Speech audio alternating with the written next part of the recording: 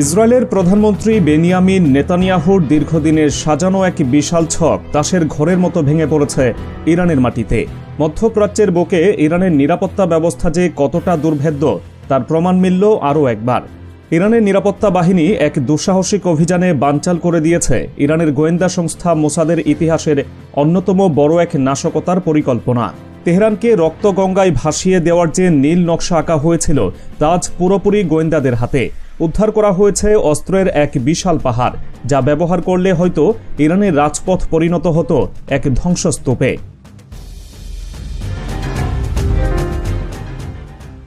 ইরানের দক্ষিণাঞ্চলীয় প্রদেশ বুশেহর পারস্য উপসাগরের তীরবর্তী এলাকাটি গত কয়েকদিন ধরেই গোয়েন্দা নজরদারির তুঙ্গে ছিল। দেশটির আইনশৃঙ্খলা রক্ষা বাহিনী বা ফারাজায়ের কাছে গোপন খবর ছিল একটি বড় অস্ত্রের চালান রাজধানীতে ঢোকানোর প্রস্তুতি চলছে। সেই তথ্যের ভিত্তিতেই পরিচালিত হয় এক সাঁড়াশি অভিযান, আর এই অভিযানের ফলাফল দেখে রীতিমতো চমকে উঠেছে বিশ্ববাসী। উদ্ধার করা হয়েছে প্রায় 60,000 অবৈধ অস্ত্র। সংখ্যাটা নেহাত কম নয়। একটি ছোটখাটো যুদ্ধের জন্য এই পরিমাণ অস্ত্র যথেষ্ট। ফারাজায়ের দেওয়া বিবৃতি অনুযায়ী দাঙ্গাকারীদের একটি সংঘবদ্ধ চক্র এই বিপুল পরিমাণ মারণাস্ত্র মজুত করেছিল এবং তাদের মূল গন্তব্য ছিল রাজধানী তেহরান। এই অস্ত্রগুলো যদি তেহরানে পৌঁছাত তবে সেখানে কি ভয়াবহ পরিস্থিতির সৃষ্টি হতো তা অকল্পনীয়।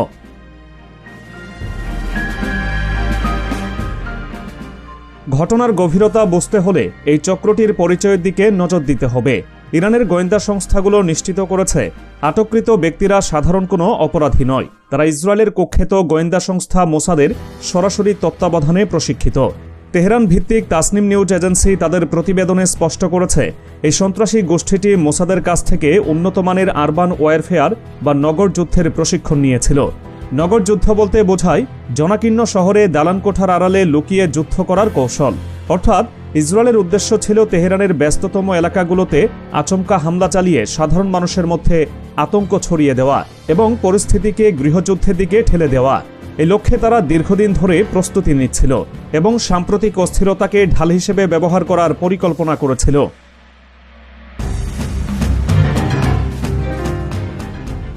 ইরানের রাষ্ট্রীয় সংবাদ মাধ্যম প্রেস টিভি তাদের প্রতিবেদনে উল্লেখ করেছে সাম্প্রতিক সময়ে ইরানে যে সরকার বিরোধী বিক্ষোভ দেখা গিয়েছিল তাকেই পুঁজি করতে চেয়েছিল এই বিদেশি মদতপুষ্ট চক্রটি। শুরুতে সাধারণ মানুষের আন্দোলন শান্তিপূর্ণ থাকলেও ধীরে ধীরে এর ভেতরে ঢুকে পড়ে অস্ত্রধারী সন্ত্রাসীরা। ইরানি কর্মকর্তাদের মতে এই পরিবর্তন কোনো কাকতালীয় ঘটনা ছিল না, বরং এটি ছিল একটি সুপরিকল্পিত প্রজেক্ট। শান্তিপূর্ণ আন্দোলনকে সহিংসতায় রূপ দেওয়ার জন্য মোসাদ তাদের এই স্লিপার সেলগুলোকে সক্রিয় করার নির্দেশ দিয়েছিল। তাদের মূল কাজ ছিল বিক্ষোভের ভিড়ে মিশে গিয়ে নিরাপত্তা বাহিনী এবং সাধারণ নাগরিকদের উপর গুলি চালানো, যাতে উভয় পক্ষের মধ্যে প্রাণহানি ঘটে এবং পরিস্থিতি নিয়ন্ত্রণের বাইরে চলে যায়। বুশেহরের এই অভিযানে 2 জন মূল হোতাকে গ্রেপ্তার করার পর তাদের জিজ্ঞাসাবাদে বেরিয়ে এসেছে এই লোমহর্ষক তথ্যগুলো। অভিযানে উদ্ধার হওয়া সরঞ্জামগুলোর দিকে তাকালে ষড়যন্ত্রের ব্যাপকতা আরও স্পষ্ট হয়। প্রকাশিত ছবিতে দেখা গেছে AK-47 অ্যাসল্ট রাইফেল এবং শটগানের মতো ভয়াবহ সব আগ্নেয়াস্ত্র। শুধু তাই নয়, এর সঙ্গে পাওয়া গেছে আধুনিক যোগাযোগ ব্যবস্থা, যার মধ্যে রয়েছে স্যাটেলাইট ফোন। সাধারণ কোনো দাঙ্গাকারীর পক্ষে স্যাটেলাইট ফোন ব্যবহার করা বা সংগ্রহ করা প্রায় অসম্ভব। এটি প্রমাণ করে যে এই চক্রটি যোগাযোগ ছিল দেশের সীমানার বাইরে। স্যাটেলাইট ফোনের মাধ্যমে তারা সরাসরি তেল আবিব বা ওয়াশিংটন থেকে নির্দেশনা পাচ্ছিল। যখন স্থানীয় ইন্টারনেট বা মোবাইল নেটওয়ার্ক কাজ করবে না, তখনও যাতে তাদের অপারেশনাল যোগাযোগ বিচ্ছিন্ন না হয় সেজন্যই এই উচ্চ প্রযুক্তির ব্যবস্থা রাখা হয়েছিল। এটি কোনো বিচ্ছিন্ন ঘটনা নয়, বরং এটি প্রমাণ করে যে এর পেছনে রাষ্ট্রীয় পর্যায়ের পৃষ্ঠপোষকতা ছিল।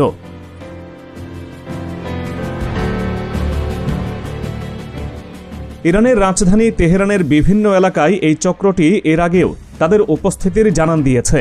গোয়েন্দা প্রতিবেদন অনুযায়ী এই গ্রুপের সদস্যরা শহরের বিভিন্ন পয়েন্টে নির্বিচারে গুলি চালিয়েছে।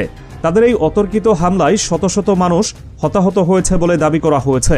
সাধারণ মানুষের প্রাণহানি ঘটিয়ে তারা সরকারের উপর চাপ সৃষ্টি করতে চেয়েছিল, কিন্তু ইরানের নিরাপত্তা বাহিনীর সময়োপযোগী পদক্ষেপের কারণে তাদের মূল পরিকল্পনা ভেস্তে গেছে। 60,000 অস্ত্রের এই চালানটি জব্দ করার মাধ্যমে মোসাদের নেটওয়ার্কের কোমর ভেঙে দেওয়া হয়েছে বলে মনে করছেন তেহরানের কর্মকর্তারা। এই অস্ত্রগুলো যদি এখন সন্ত্রাসীদের হাতে থাকত তবে আগামী দিনগুলোতে ইরানের পরিস্থিতি হয়তো সিরিয়া বা লিবিয়ার মতো ভয়াবহ হতে পারত।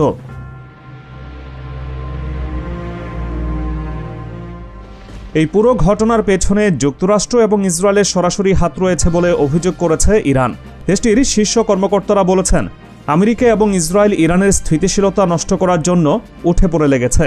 তাদের গোয়েন্দা সংস্থাগুলো মাঠ পর্যায়ে সক্রিয় থেকে দাঙ্গাকারীদের অর্থ, অস্ত্র এবং প্রশিক্ষণ দিয়ে সহায়তা করছে।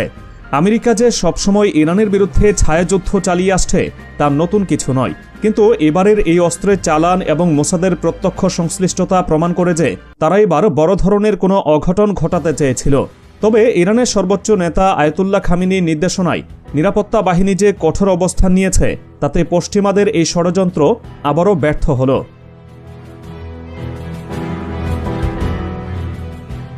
তেহরানের নিরাপত্তা ব্যবস্থা যে কতটা নিশ্ছিদ্র তা এই অভিযানের মাধ্যমে আবারও প্রমাণিত হল। মোসাদ বিশ্বের অন্যতম সেরা গোয়েন্দা সংস্থা হিসেবে নিজেদের দাবি করলেও ইরানের মাটিতে তাদের একের পর এক অপারেশন ব্যর্থ হচ্ছে। বিশেষ করে বুশেহরের মতো গুরুত্বপূর্ণ প্রদেশ থেকে রাজধানী পর্যন্ত অস্ত্র নিয়ে যাওয়ার এই রুটটি শনাক্ত করা এবং সঠিক সময়ে অভিযান পরিচালনা করা ইরানের কাউন্টার ইন্টেলিজেন্সের এক বড় সাফল্য।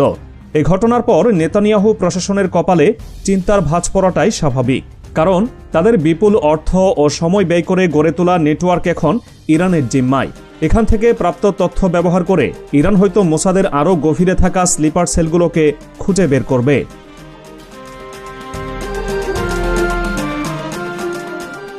ইরানের এই সফল অভিযান মধ্যপ্রাচ্যের ভূরাজনীতিতে এক বড় বার্তা দিচ্ছে। দেশটি বুঝিয়ে দিচ্ছে, অভ্যন্তরীণ গোলযোগ সৃষ্টি করে বা ভাড়াটে সন্ত্রাসী দিয়ে ইরানকে পরাস্ত করা সম্ভব নয়।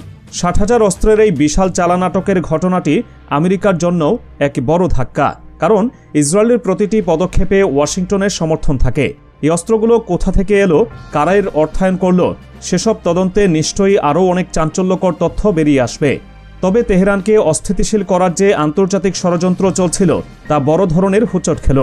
ইরানের জনগণ এবং নিরাপত্তা বাহিনী আবারও প্রমাণ করল তারা তাদের দেশের সার্বভৌমত্ব রক্ষায় আপোষহীন। ইসরায়েল ও আমেরিকার এই গোপন জোটের বিরুদ্ধে ইরানের এই বিজয় আগামী দিনে প্রতিরোধের এক নতুন ইতিহাস তৈরি করল।